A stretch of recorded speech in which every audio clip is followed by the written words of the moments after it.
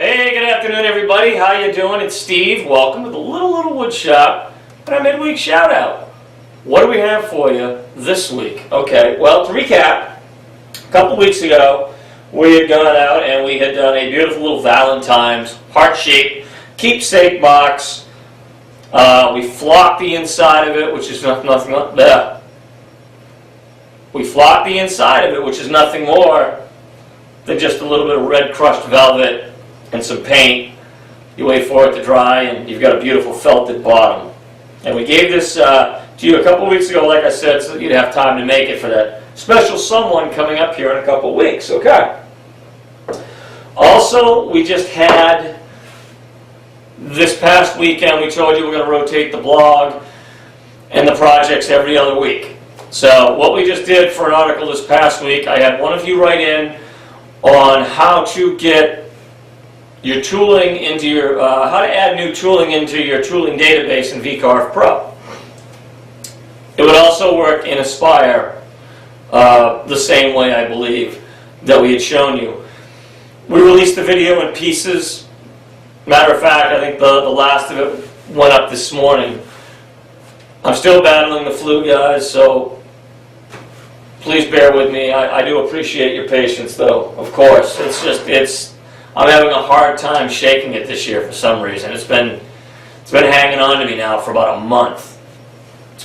All right, the other thing we did was we had a buddy who got himself a set of horns or an animal or something. So we did him a taxidermy plaque. I just did him the plaque. It was the state of New Hampshire and where he got his animal. But we took and we banged this out this week. We used a 90-degree V-bit. I wanted to give my granite state a nice beveled edge, and it really did give it a nice appearance. Gave it a nice rocky looking edge. So I think he's going to be very, very pleased with that. And then coming up for our project this weekend, and no, it's not coffee, it's Theraflu. Go figure. All right, coming up this weekend, what do we have for you? This is a very, very old stand. This is an old magazine rack. I can tell you exactly how old it is. This came out of a wood shop in, I think 1981 or 1982. I built this for my grandmother in shop class back in 6th grade. So yeah, we're going like 1981, 1982. This came out of, at the time, what I think would have been like a Popular Mechanics book or maybe some type of handyman magazine. I'm still going to try to do a write-up on it for the blog this weekend, but regardless, we may stretch this project out this weekend and the following. But what we're going to do for you guys, we're going to do this. We're going to put this all into CAD.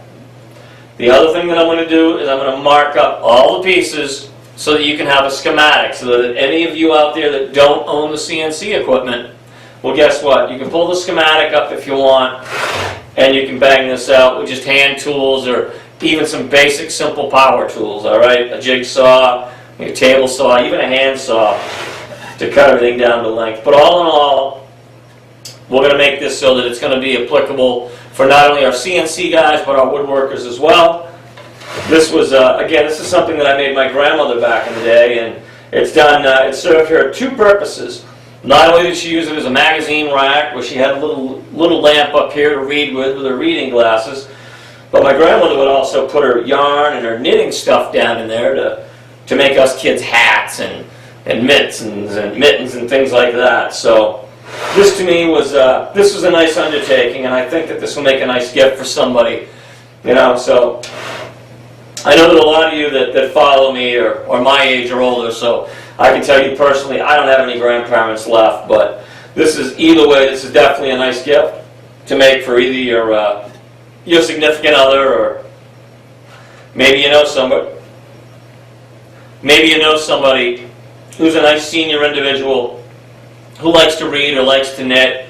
Well, if you don't have your own grandma, well, by God, you can go out and you can borrow somebody else's, I think. And this would make a really nice gift for Grandma. So that's what we're going to focus on this week, folks.